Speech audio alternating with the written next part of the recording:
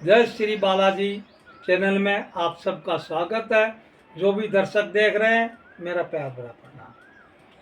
और सत्य कड़वा होता है, सहन करने की शक्ति सब में नहीं होती है।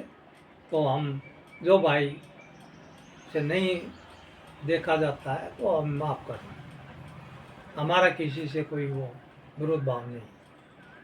जो ज्ञान की बात है कुछ हमें आती है हम बता देते हैं, और बताना भी चाहिए एक दूसरे को। ये संसार का जीवन है, आया चला जाना है। अगर पीछे से किसी ने नहीं बताई होती तो हमें क्या मालूम था, और अगर आपको मालूम है तो आप बता के जाइए, वो आगे आने वाले पीढ़ी को उसका ज्ञान रहे। आज ये इसी पे क्रोध वाली पर से फिर मैं एक चीज़ कह रहा हूँ, पहले एपिसोड में बताई, मैं फिर बता। क्रोध को कंट्रोल करना, क्रोध पे अपना गुस्सा पे नियंत्रण करना ये बहुत जरूरी है। तो देवताओं को राक्षसों द्वारा बहुत प्रताड़ित किया गया, और देवताओं ने सब इकट्ठे होकर भगवान शिव शंकर, भगवान विष्णु जी, ये सब इकट्ठे होकर और देवी महामाया की पूजा करी। महामाया प्रकट हुई और इनसे पूछा कि आपकी क्या समस्या है। और देवता ने कहा कि ये फलाना राक्षस हमें बहुत परेशान कर रहा है। तो उनने राक्षसों को संहार करने के लिए पहले तो शांति दूत भेजे, प्रस्ताव भेजे माता ने, लेकिन नहीं माने तो उनसे युद्ध हुआ। युद्ध होने में एक आखिरी में एक रक्तबीज नाम का एक राक्षस बच रहा। जब उससे युद्ध हुआ तो उसकी रक्त की जितनी बूंदें थी, ध्यान दीजिए यही बयान, वो जितनी धरती पर गिरती थी उतने राक्षस और पैदा हो जाते। तो मतलब यानी कि वहां युद्ध में राक्षसों का बढ़ गया था, वो जितने मार रहे नहीं उससे ज्यादा बूंदे टपकती और पैदा होते। तो महामाया ने देखा कि तो बहुत बड़ा कठोर है इनसे विजय पाना। उन्हें काली माँ को सुमरण किया, चामुंडा।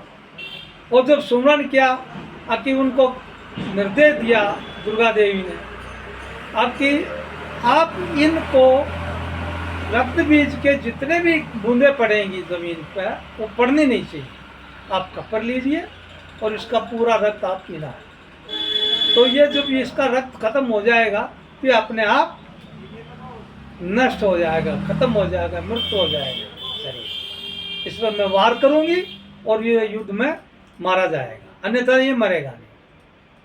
तो यह धैर्य धरा था उन्होंने, और धैर्य धर के और ये कार्य करवाया। तो इधर माता उसको मारने के लिए हथियारों का प्रयोग किया गया, और इधर उसके जब भी अंग कटते और रक्त पड़ने को होता तो काली माई ने कटोरे में उनको रक्त दिया और पूरा पी गई। जब वो मर गया, सब राक्षस करीबन एक आध कोई होकर भाग गए, पाताल छोड़ धरती लोग छोड़कर पाताल लोग भाग गए। फिर काली का जो गुस्सा था बहुत विकराल हो गया था। उसको एक ही चीज बस समझ में आ रही थी कि मुझे रक्त दो, मुझे रक्त दो, मुझे रक्त दो। और वो मतलब इतना नशा हो गया को किसी को समझ नहीं पा रही थी। तो देवताओं ने फिर महाकाल यानी भोलेनाथ की विनती करी, शिव जी की। वो प्रकट हुए और उनने कहा प्रभु आप ही मातेश्वरी को डांटिए, अन्यथा अनर्थ हो जाएगा। इतना विकराल रूप कंट्रोल नहीं हो रहा, नियंत्रण नहीं हो रहा है। तो भगवान ने क्या किया, अब वो जिस रास्ते से जा रही थी उस रास्ते में उनके सामने लेट गए थे, और जैसे लेटे रहो, जैसे पैर वो उन पर रखने वाली थी कि तत्काल उनका जो क्रोध था वो शांत हो गया, और उनके जीभ निकली मुंह से कि ये मेरा क्या कर दिया था मैंने। पश्चाताप हुआ उनको और पीछे हट गए और गुस्सा कंट्रोल हो। तो इसमें मेरा फिर यही अनुरोध है कि गुस्सा कंट्रोल करने के लिए अपना नियंत्रण करना पड़ेगा आपको, दिमाग को, मन को। किसी भी व्यक्ति से द्वारा गुस्सा दिलवाया जा सकता है, आपको क्रोधित करने के लिए, आपको किसी से विवादित करने के लिए, आपको मन को शांत करना पड़ेगा, कंट्रोल करना पड़ेगा। चुप रहिए आप, कोशिश हो सके तो। ज़्यादा होगी तो फिर देखी जाएगी, कंट्रोल तो कर सके देखो। और सफलता मिलती है तब माता काली माई का फिर गुस्सा शांत हो गया, वहीं वो युद्ध समाप्त।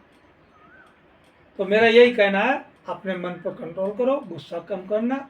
और जो हमें पीछे से जो ज्ञान की बातें मिली हैं, कथा के द्वारा मिली है, इतिहास के द्वारा मिली हैं, हम आपको बता रहे हैं। और उसके अंदर रत्ती भर भी झूठ नहीं है, जो ग्रंथों में पुराणों में लिखा हुआ हम आपको बता रहे हैं। तो मन को कंट्रोल करने के लिए फिर मैं एक बार कहूँगा, धैर्य रखिए। और कोई हमारे नए हो, लाइक करे, सब्सक्राइब करे, गलती हो तो माफ़ करना, कोई अपने पर न जाए।